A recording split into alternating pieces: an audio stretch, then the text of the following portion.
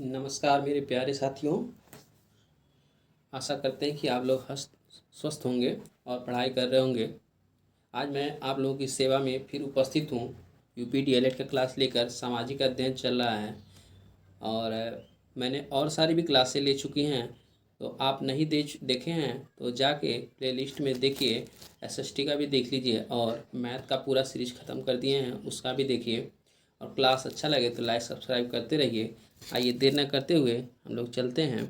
उससे पहले एक मोटिवेशन दे दें आपको। तो देखिए, वक्त से लड़कर जो नसीब बदल दे, इंसान वही जो अपनी तकदीर बदल दे। कल क्या होगा कभी मत सोचो, क्या पता कल वक्त खुद अपनी तस्वीर बदल दे। तो कल के भरोसे ना बैठिए और आज अभी से जो भी करना है वो स्टार्ट कर दीजिए। ठीक है, तो आइए शुरू करते हैं हम लोग।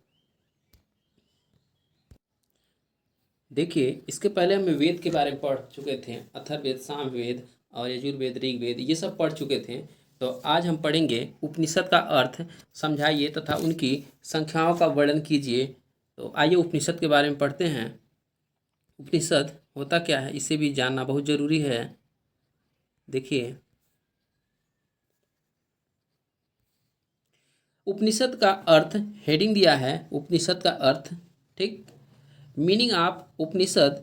उपनिषद शब्द में उप करा, उपनिषद शब्द में उप एवं नी उपसर्ग है। उपनिषद में उप और नी क्या है, उपसर्ग है। सद जो है वो मूल भाषा है। क्या है, सद जो है वो मूल शब्द है। सद धातु तीन प्रकार के अर्थ होते हैं। सद के क्या होते हैं, तीन प्रकार के अर्थ होते हैं सद के। पहला अर्थ होता है नाश और दूसरा अर्थ हो जाएगा गति, गति कहिए या प्राप्ति कहिए। तीसरा अर्थ होता है असंवाद अथवा अंत। तीसरा अर्थ होगा असंवाद या अर्थ। इस दृष्टि से उपनिषद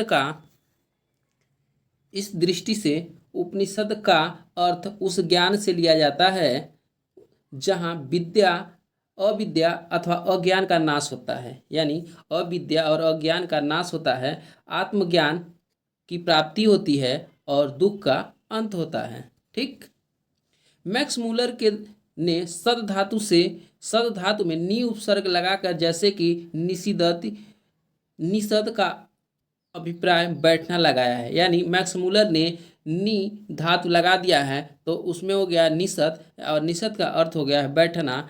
और उप का अर्थ निकट होता है, उप का अर्थ निकट होता है। अतः उपनिषद का अर्थ निकट बैठना बताया गया है। उपनिषद का अर्थ निकट बैठना बताया गया है। मैक्स मूलर ने उपनिषद की भूमिका में लिखा है, यानी मैक्स मूलर ने उपनिषद की भूमिका में लिखा है कि संस्कृत भाषा के इतिहास एवं संस्कृत के अनुसार यह निश्चित ही है कि उपनिषद का प्रारंभिक अर्थ एक ऐसी गोष्ठी से तथा जिसमें शिष्य गुरु के चारों ओर आदर और श्रद्धा के साथ क्या होते थे, एकत्रित होते थे। ठीक, ध्यान से सुनते जाइए, आपको क्लास अच्छा लगेगा। ठीक, लाइक सब्सक्राइब करते रहिए। देखिए, यहाँ पे डॉक्टर राधा कृष्णन के अनुसार शब्द का अर्थ उस ज्ञान से है जो भ्रम को नष्ट करता है। राधा कृष्णन कहते हैं शब्द का अर्थ उस ज्ञान से है जो क्या करता है, भ्रम को नष्ट कर देता, अर्थात ज्ञान की ओर ले जाता है। उपनिषद शब्द का उपयोग इसी कारण अत्यंत रहस्य है। उपनिषद का अर्थ इसी कारण क्या है, उपनिषद शब्द का प्रयोग इसी कारण अत्यंत रहस्य के अर्थों में भी लिया जाता है। उपनिषद में अविद्या को नष्ट के उपाय तथा परब्रह्म के स्वरूप के विषय भी उल्लेख हैं। उपनिषदों की संख्या देखिए, उपनिषदों की संख्या लगभग कितना है, 100 से ऊपर है। लेकिन इसमें से 14 उपनिषद क्या है, प्राचीन प्रमाणिक हैं। 14 उपनिषद क्या है, प्राचीन और प्रमाणिक हैं। ये उपनिषद पृथक अस्तित्व रखते हैं, ये अलग अलग अस्तित्व रखते हैं। 14 उपनिषद कह रहा है एक काल की रचना नहीं है। ये उपनिषद में एक समय की रचना नहीं, एक काल की नहीं है, न किसी एक व्यक्ति द्वारा लिखित है। इस प्रकार उपनिषद किसी एक निश्चित काल की रचना नहीं है और न किसी एक व्यक्ति द्वारा रचित ग्रंथि है। इसमें किसी एक निश्चित और किसी एक संप्रदाय का सिद्धांत या ईश्वर नहीं पाया गया है। यानी काल भी अलग अलग है तो व्यक्ति भी अलग रहेगा। किसी एक निश्चित संप्रदाय की बात नहीं कही गई है, अलग अलग संप्रदायों की बात कही गई है इसमें। अगला प्रश्न हमारा है ज्वार भाटा किसे कहते हैं। तो ज्वार भाटा देखिए, ज्वार भाटा वह स्थिति है जिसमें सूर्य तथा चंद्रमा, ठीक है, गुरुत्वाकर्षण की शक्ति यानी सूर्य और चंद्रमा की गुरुत्वाकर्षण की शक्ति के प्रभाव प्रतिदिन समुद्र तल पर ऊपर उठता है। यानी समुद्र तल क्या करता है, ऊपर उठता है। समुद्री पानी किसके कारण, चंद्रमा और सूर्य के कारण उनके बीच में क्या होता है, गुरुत्वाकर्षण फोर्स लगता है, जिससे पानी क्या होती है, समुद्र के ऊपर उठता है और फिर नीचे गिरता है। इसी ऊपर और नीचे गिरने की क्रिया को ज्वार भाटा कहते हैं। ठीक, आइए ग्राम पंचायत से संबंधित बातें कुछ देखा जाए। ग्राम पंचायत से आप क्या समझते हैं, इसके कार्यकाल के बारे में वर्णन कीजिए। ग्राम पंचायत का गठन कैसे होता है ये देखिए। ग्राम पंचायत का गठन निर्वाचित पंचों एवं सरपंचों से होता है। इनका निर्वाचन कलेक्टर द्वारा निर्धारित 1000 की जनसंख्या वाली ग्राम सभा में कम से कम 10 एवं उससे अधिक जनसंख्या वाली ग्राम सभा में अधिकतम 20 वार्डों में बांटकर ग्राम सभा के सदस्यों द्वारा प्रत्यक्ष रूप से किया जाता है। यानी प्रत्यक्ष रूप से किया जाता है ग्राम सभा का। और कलेक्टर द्वारा निर्धारित 1000 की जनसंख्या वाली ग्राम सभा में कम से कम 10 वार्ड या उससे अधिक कहा गया, अधिकतम 20 वार्ड। ठीक, आइए अगले क्वेश्चन पे चलते हैं। इसी में कुछ और है।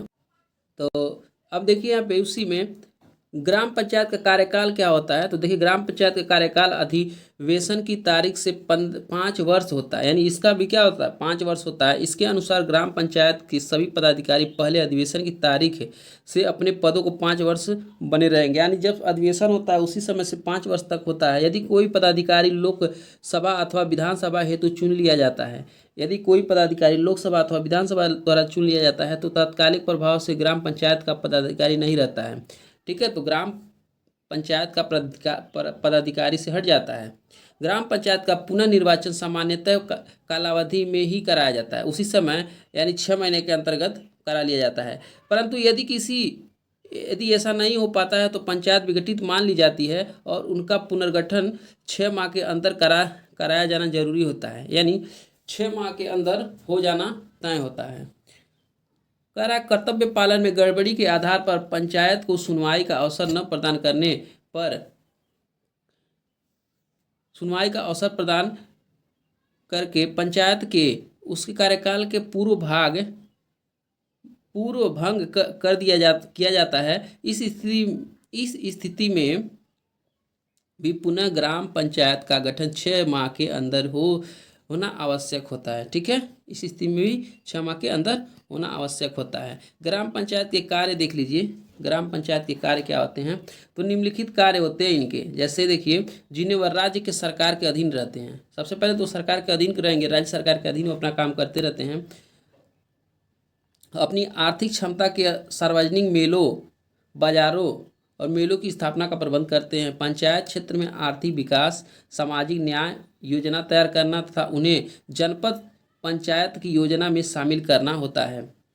ठीक, स्थानीय योजना के संसाधनों और व्ययों पर नियंत्रण रखना होता है। ग्राम सभा द्वारा गठित समिति के क्रियाकलाप का समन्वय करना तथा मूल्यांकन करना होता है। ग्राम पंचायत क्षेत्र में आने वाली कॉलोनियों के निर्माण के आयोजनों पर विचार करना होता है। उम्मीद करते हैं कि समझ में आ रहा होगा आपको। और क्लास लाइक सब्सक्राइब करते रहिए और शेयर भी करते रहिए। आइए अगला प्रश्न देखते हैं। राष्ट्रीय आय की गणना करने की कौन कौन सी विधियां हैं, बताइए। राष्ट्रीय आय जो है उनकी गणना करने की क्या क्या विधियां हैं, उसे देखना बहुत ज़रूरी है। देखिए, नेशनल आय यानी नेशनल इनकम, राष्ट्रीय आय जिसे बोलेंगे, ये देखिए हेडिंग है राष्ट्रीय आय की गणना की विधियां। राष्ट्रीय आय की गणना की विधियां। राष्ट्रीय आय की गणना प्रमुख रूप से 3 विधियों से हो जाती हैं। कौन कौन से? 3 विधियों से होंगी। पहला विधि है उत्पादन गणना विधि यानी प्रोडक्शन कैलकुलेशन मेथड। इस विधि में देखिए, इस विधि के अनुसार 1 वर्ष की अवधि में उत्पन्न की गई सभी प्रकार की अंतिम वस्तुओं और सेवाओं का मूल मौद्रिक मूल्य ज्ञात किया जाता है। तत्पश्चात शुद्ध उत्पत्ति ज्ञात करने हेतु कुल उत्पादन में से एवं अचल में से चल एवं अचल पूंजी प्रतिस्थापन बीमा व्यय तथा करों की राशि घटा दी जाती है। यहाँ देखिए कुछ शब्द आए हैं। चल, चल शब्द आया है चल, और एक अचल शब्द आया है। चल मीन्स वह होता है जो सोना वोना रखे रहते हैं आप लोग ना, जिसे बेच के पैसा तुरंत भजा लिया जाता है, वो चल संपत्ति होता है, धन होता है चल संपत्ति। अचल संपत्ति जो होता है वो भूमि होता है, घर होता है, ये सब क्या अचल संपत्ति होती है। तो देखिए इस शुद्ध उत्पत्ति में विदेश से प्राप्त आय जोड़ने शुद्ध आय राष्ट्रीय आय की जाती है। इस रीति को वस्तु सेवा गणना विधि भी कहा जाता है। इस विधि की सबसे बड़ी कठिनाई यह है कि देश में उत्पादित वस्तुओं और सेवाओं के मूल्य संबंधित सही विस्तृत आंकड़े उपलब्ध नहीं होते हैं। यह पता लगाना भी कठिन हो जाता है कि वस्तु अंतिम वस्तु है, कह रहा है कि वस्तु अंतिम वस्तु है अथवा मध्यवर्ती वस्तु है। ठीक, आइए आगे बढ़ते हैं। आय की गणना विधि देखिए क्या है। आय की गणना विधि, इनकम कैलकुलेशन मेथड, आय गणना रीति को व्यवसायिक गणना विधि भी कहते हैं। इसे क्या कहेंगे, व्यवसायिक गणना विधि भी कहा जाता है। इस विधि में उत्पादन संसाधनों को उनकी सेवाओं के बदले जो प्रतिफल दिया जाता है उसे जोड़कर राष्ट्रीय आय निकल जाती है। चूंकि इसमें समस्त साधनों की आय को जोड़ा जाता है, इसलिए इस प्राप्त आय की गणना विधि भी कहा जाता है। व्यय गणना विधि, एक्सपेंडिचर कैलकुलेशन मेथड, आय का प्रयोग दो प्रकार से होता है। यानी तीसरा हमारा है व्यय गणना विधि। आय का प्रयोग दो प्रकार से होता है, उपभोग करके और बचत करके। उपभोग मतलब खर्च करके और दूसरा बचत करके।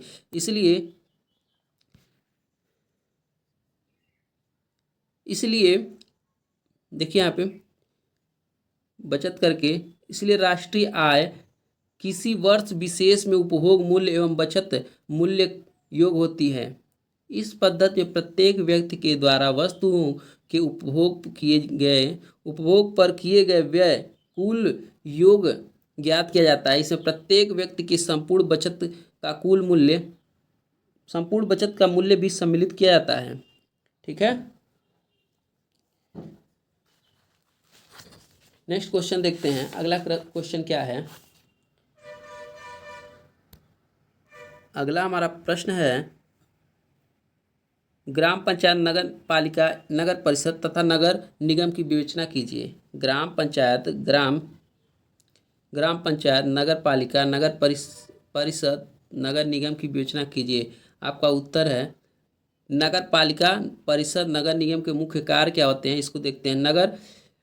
नगर पंचायत, नगर पालिका, नगर परिषद और नगर निगम के कार्य निम्नलिखित हैं। कह रहा है पहला देखिए, नगर की साफ सफाई करवाना तथा कचरा उठवाना, सड़कों की व्यवस्था करना, पानी की व्यवस्था करना, सड़कों पर रोशनी लाइट की व्यवस्था करना, पाठशाला, पुस्तकालय, बाग, पार्क आदि बनवाना, बाजार तथा सब्जी बाजार की सफाई करवाना, शहर में संक्रामक रोग फैलने की स्थिति में पानी की व्यवस्था करवाना, टीकाकरण आदि की व्यवस्था करवाना, शहर में होने वाले जन्म मृत्यु का लेखा जोखा रखना, कांजी हाउस, आवारा मवेशी पशुओं की देखभाल का प्रबंध करना।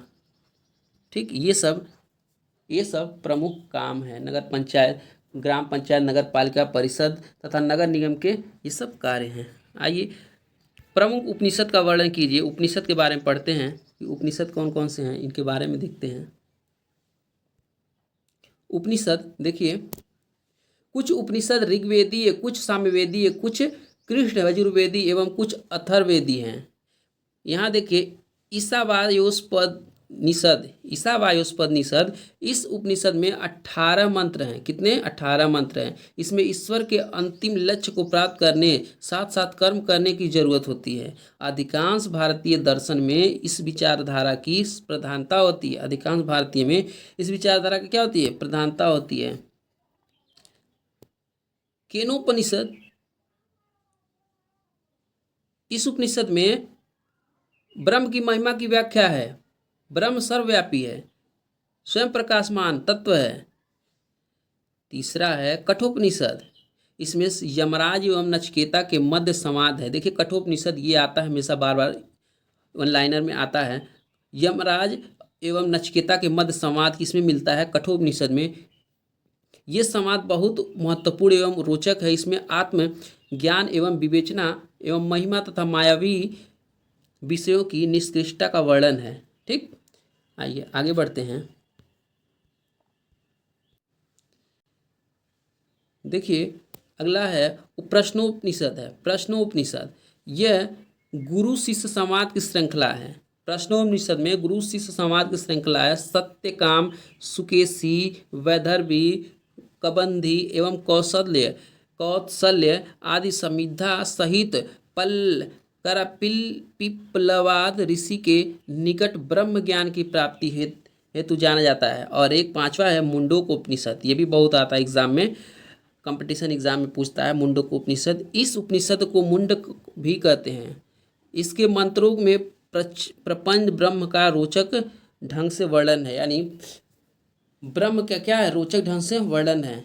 आज क्लास यही तक, मिलते हैं आपसे अगले क्लास में। तब तक के लिए जय हिंद, जय भारत, और लाइक सब्सक्राइब करते रहिए।